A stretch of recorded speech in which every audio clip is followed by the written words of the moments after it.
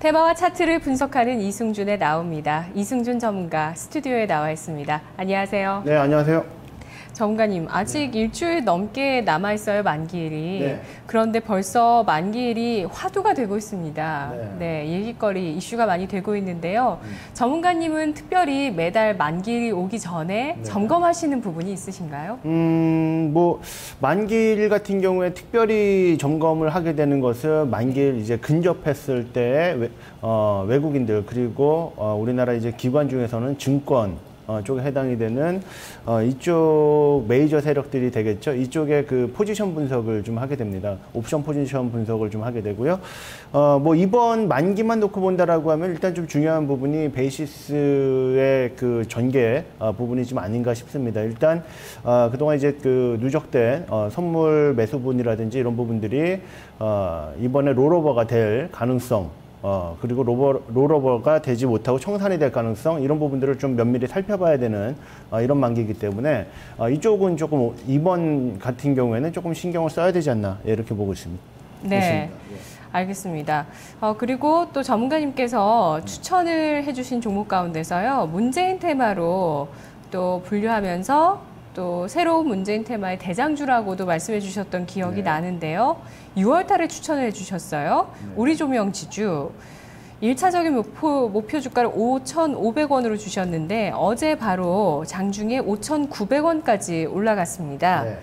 자, 이 종목 어제 무상증자 소식도 나왔었잖아요. 어떻게 대응할까요? 일단 무상증자 소식이 나오는 흐름 가운데 1차적인 목표치는 좀 충족을 시켜줬거든요. 근데 이제 그 무상증자 이후에 지금 어느 정도 차익 실현 물량이 좀 나오고 있고 앞전에 이제 고점 영역대에 그 매물이 좀 형성이 되어 있는 구간이기 때문에 이쪽에 이제 매물들을 좀 받아내고 있는 이런 형태라고 보시면 되고요. 제가 보기에는 중기적으로 역시 이제 그 문재인 쪽에 그 모멘텀이 좀 있기 때문에 중기적으로 최근 흐름을 좀 더 이어가는 이런 흐름이 나올 가능성이 높습니다. 일단 단기적으로 지금 무상증자권으로 인한 급등 그리고 거기서의 차익 실현 물량은 좀 나왔고 이런 부분들이 좀 한 1, 2주 정도는 조금 더 이어질 가능성이 있지만 다시 한번 무상증자 그 기준일 정도를 기점으로 해서 상승 턴을 할 가능성이 굉장히 높다. 이렇게 보고 있습니다. 네, 알겠습니다. 오늘의 테마 보겠습니다.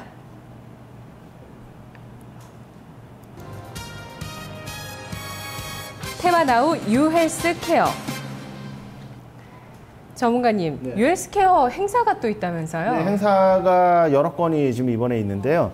오늘도 부산에서 지금 행사가 열리고 있고요. 그리고 내일 모레 또 저희 집 근처인데 양재동에서 L타워에서도 역시 이제 행사가 좀 준비가 되어 있습니다. 그 외에도 지금 9월 한 12일부터는 또 큰 행사가 좀 있거든요. 아시아 최대 규모의 또 행사가 있기 때문에 이 시점쯤 해가지고 관련주들의 움직임 또 한번 체크를 해야 될 것 같아서 가져왔습니다. 네.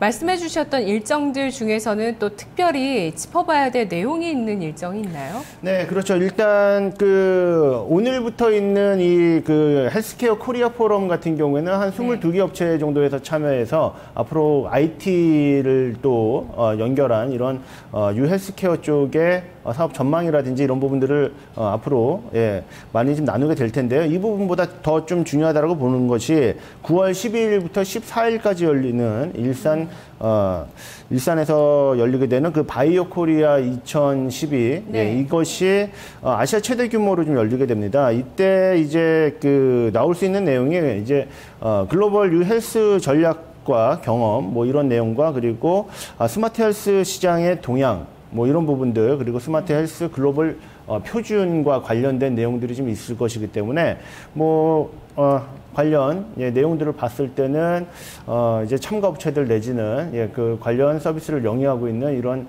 기업들의 움직임이 좀 좋은 흐름 보여줄 수 있는 그런 내용이 되겠다 이렇게 보고 있습니다. 네, 실적 측면에서도 긍정적인 대목들이 있다면서요? 네, 실적 전망을 이게 지금 동양증권에서 나온 것으로 지금 기억을 하는데요.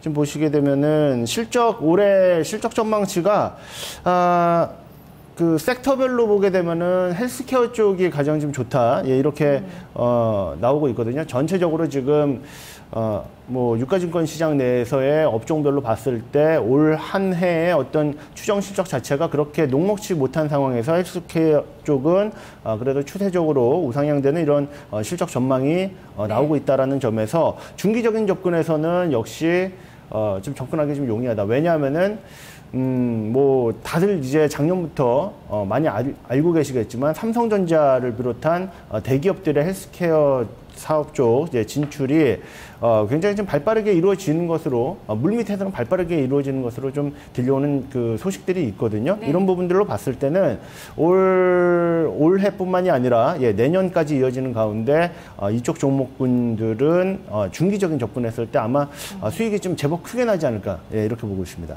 네, 알겠습니다. 바이오주 하면은 그 섹터가 다양합니다. 제대혈도 있고 줄기세포도 있고 유헬스케어도 있고 등등. 그래서 어떤 쪽은 뭐 같이 속하는 종목도 있겠고 또 아예 분류가 다른 쪽도 있겠고. 자, 오늘 이거 한번 명확하게 해볼게요. 유헬스케어 테마 종목은 어떤 종목이 있는 건지 표로 설명해 주시죠. 네, 유헬스케어 테마 쪽을 제가 지금 정리를 해왔는데 이미 익히 알고 계신 종목들이 아마 지금 대부분일 것입니다. 지금 종목들 로 구분하면 이제 유헬스케어 쪽은 그 헬스케어와 그 IT 기반의 이 기술들이 많이 좀 접목된 쪽으로 여러분들이 보시면 되는데, 뭐 유비쿼터스 기술이 많이 좀 접목된 그런 기업들로 좀 분류를 해봤습니다. 보시면 이제 첫 번째로 인포피아라는 종목이 있죠. 진단 바이오 사업을 영위하는 업체라고 보시면 되고요. SKT 컨소시엄. 그 US 시범 사업자로 선정이 된 바 있습니다. 자, 그리고 비트컴퓨터 같은 경우에는 이제 드림케어 서비스를 제공하기 때문에 관련주로 좀 구분이 되는데, 비트컴퓨터는 뭐 박근혜 관련 테마주의 대장주군에 해당이 되는 종목이어서 뭐 헬스케어 쪽의 움직임보다는 역시 테마적인 성격, 대선 테마적인 성격이 좀 더 강하다 이렇게 보시면 되겠고요. 유비케어라든지 그 인피니티 헬스케어 같은 경우가 대기업들 의 어떤 진출과 가장 관련도가 높은 종목으로 유비케어 같은 경우에는 뭐 M닥터라는 이런 그 모바일 헬스케어 서비스가 있고요. 또 인피니티 헬스케어 같은 경우도 의료 영상 정보 그 전송과 그 저장 장치 역시 이런 소프트웨어를 개발하고 또 뭐 갤럭시 시리즈라든지 이런 쪽으로 서비스한다라는 그 내용 때문에 역시 이제 관련도가 좀 높은 종목이 되겠습니다. 그 외에도 이제 의료 장비 쪽으로 해서는 뭐 뷰웍스 같은 종목도 뭐 관련해서 좀 그 이쪽으로 편입이 약하게나마 좀 될 수 있는 부분이고요. 체성분 분석기 그 얼마 전에 지금 인천 송도 신도시에 지금 유헬스케어 기반의 그 아파트 신도시에 노인들 비롯해서 이제 주민들을 위한 이 기반 서비스를 좀 하게 되는데, 여기 보면은 이제 주요 내용들을 보게 되면은 체성분 분석기를 비롯한 뭐 혈당 측정기 뭐 이런 것들을 많이 비치를 해놓게 되는데, 이쪽으로 좀 수혜를 받을 수 있는 종목이 역시 바이오스페이스 뭐 이런 쪽 종목들이 좀 되겠습니다. 네. 알겠습니다. 뭐 삼성도 유헬스케어 쪽에 관심을 많이 가지고 있지만 SK 쪽에서도 관심이 많은 것 같아요. 아까 말씀해 주셨던 SK와 관련되어 있는 종목이 이름이 뭐였죠? 지금 뭐 유비케어로 보시면 됩니다. 얼마 전에 우리 토마토 인터뷰에서 나노엔텍 대표도 나왔었는데 그쪽에서도 SK텔레콤에 투자를 받았더라고요. 나노엔텍 같은 경우도 작년에 SK텔레콤에 투자를 받았다는 내용으로 급등을 한 차례 한 적이 있었죠. 아마 제가 11월 달 정도로 기억을 하는데 그때 아마 네, 그렇습니다. 유헬스케어 종목들이 이렇게 많이 있었습니다. 이 가운데서 하나를 딱 골라서 오늘 투자할 만한 추천주를 가지고 와주셨는데 또 이 시간 기대되는데요. 어떤 종목이죠? 좋은 종목들이 많은데 제가 지금 바닥권 종목들을 많이 그동안 좀 말씀을 좀 드리는데요. 오늘 인포피아라는 종목을 오늘 좀 가져와 봤습니다.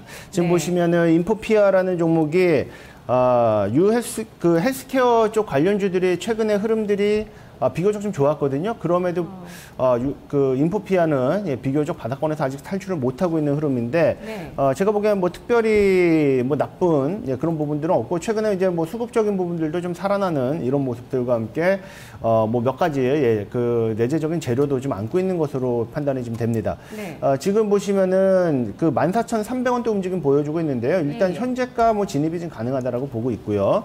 지금 보시면 121선 지난번에 한 차례 여기서 저항을 한번 맞았었거든요. 그리고 61선과 21선의 지지력을 바탕으로 다시 한번 121선 돌파의 시도가 나오고 있는데 이 종목 같은 경우에는 지금 그 마땅한 그 매물대라고 하면은 한 16,000원 부근대 매물대가 좀 있거든요. 근데 이제 네. 16,000원 부근대에 약간 못 미친 가격을 단타성의 그런 그 목표 가격으로 좀 제시를 해드리고 중기적으로는 사실 좀 높은 가격을 제시를 해드릴 수가 있습니다. 주봉이라든지 월봉으로 보시게 되면은 월봉으로 한번 보겠습니다. 월봉으로 보시게 되면은 이 종목이 꾸준히 저점을 높여가는 이런 밴드를 좀 구성을 하고 있거든요. 그렇다면은 아주 장기적으로 본다라고 하면 이 밴드의 상단까지만 올라온다고 하더라도 네. 한 25,000원 정도 가격이 제시가 될 수 있는데 제가 이제 그 전에 앞전에 이제 그 올 6월부터 나왔던 반등의 첫 파동에 대한 목표 가격으로 본다라고 하면은 한 2만 원 정도가 파동의 목표치가 됩니다. 그렇기 때문에 중기적인 목표치는 한 2만 원 정도 끌고 가시는 한 내년 정도까지도 바라볼 수 있는 그런 가격으로는 2만 원 정도를 제시를 해드리겠습니다. 네, 손절가는요? 네, 손절 가격은 현재 구간대에서 한 13,000원 정도를 손절 가격으로 놓고 대응하시면 좋겠고요. 네. 하지만 이제 중기적인 부분이기 때문에 사실 이제 빠질 때 예, 어느 정도 이제 잡아가시는 것도 좋은데 뭐 13,000원 정도를 이제 단기적으로 접근하시는 분들은 그 손절 가격으로 놓고 예, 대응하시기 바랍니다. 네, 중기는 손절가 고려하지 않으셔도 크게 예, 모아가는 괜찮고요. 것이 좋죠. 중기적으로 네. 본다라고 하면은 뭐 13,000원 부근대 왔을 때도 이제 뭐 모아갈 수 있는 부분이고 다만 이제 중기적인 트렌드를 벗어난다라고 하면은 매도가 가능한데 그것은 한 11,500원 정도 수준이거든요. 그렇다면은 지금 중기적인 관점에서는 예, 손절보다는 13,000원 부근대 오히려 오게 되면 모아갈 수 있는 예, 그런 종목으로 보시면 됩니다. 네, 내재되어 있는 또 모멘텀도 여러 가지가 있다고 하셨는데 그 중에서 중요한 거 몇 가지만. 제가 지금 확인된 그 재료라고 보기엔 좀 어렵고 나올 수 있는 재료들이 보게 되면 그 해외에서의 어떤 뭐 수주라든지 이런 부분들이 좀 나올 수 있는 부분들이 있다라고 보거든요. 이런 부분들은 성급하게 말씀드리는 것보다는 예, 그냥 그런 루머들이 좀 있다. 예, 이렇게 정도만 말씀을 좀 드리겠습니다. 알겠습니다. 자, 오늘 테마 나우의 추천주는 인포피아입니다. 현재 14,000원대 초반에서 공략이 가능하다고 보고 있고요. 1차적인 목표 주가 15,700원, 중기 2만 원, 손절가 단기적으로 접근하신 분들에게 필요한 가격입니다. 13,000원 제시했습니다.